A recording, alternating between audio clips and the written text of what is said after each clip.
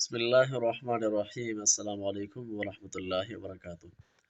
معزز ناظرین، سائٹ پہ آپ لوگ دیکھ رہے ہیں ایک آسان سا وظیفہ، مجرب وظیفہ، اور یہ ایک قرآن مجید کی آیت ہے، اس کو یاد کرنا چاہیے، ہر بندے کو یہ یاد ہونی چاہیے۔ جب کہیں گناہ کا موقع آئے اور نفس باز نہ آئے، نفس اصرار کرے گناہ پر، اس آیت کو ایک دو دفعہ دل میں یاد کر لیں، ساری شہوتیں ختم اور گناہ کی طرف کھینچنے والی ساری قوتیں ختم ہو جاتی ہیں۔ کون سی آیت ہے؟ دور کرنے کے لیے آسان سا وظیفہ، مجرب وظیفہ۔ آپ لوگوں نے صرف اور صرف ویڈیو اور یہ وظیفہ کو دیکھنا ہے، اینڈ تک دیکھنا ہے، ویڈیو کو سکپ نہیں کرنا۔ ثواب کی خاطر ویڈیو کو آگے شیئر کرنا ہے دوستوں کے ساتھ، کیونکہ آپ کے ایک شیئر کی وجہ سے دوسرے لوگ بھی اسی وظیفہ سے فائدہ اٹھا سکتے ہیں۔ معزز ناظرین، جاتے ہیں وظیفہ کی طرف۔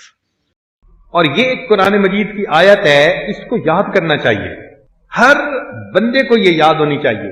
جب کہیں گناہ کا موقع آئے اور نفس باز نہ آئے، نفس اصرار کرے گناہ پر، اس آیت کو ایک دو دفعہ دل میں یاد کر لیں، ساری شہوتیں ختم اور گناہ کی طرف کھینچنے والی ساری قوتیں ختم ہو جاتی ہیں۔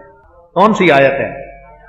فرمایا انی اخاف ان عصیت ربی عذاب یوم عظیم۔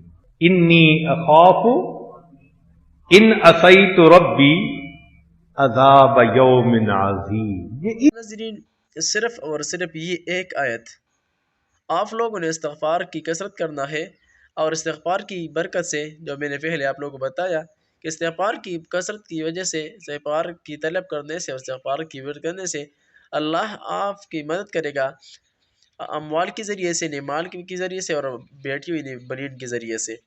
تو آپ لوگوں نے اسی ایک آیت کا ورد کرنا ہے اور کثرت کے ساتھ کرنا ہے۔ اتنی عجیب آیت ہے، پر تاثیر آیت ہے۔ گناہ سے بچانے کے لیے یہ یوں سمجھیے کہ کیمیائے احمر کی مانند ہے۔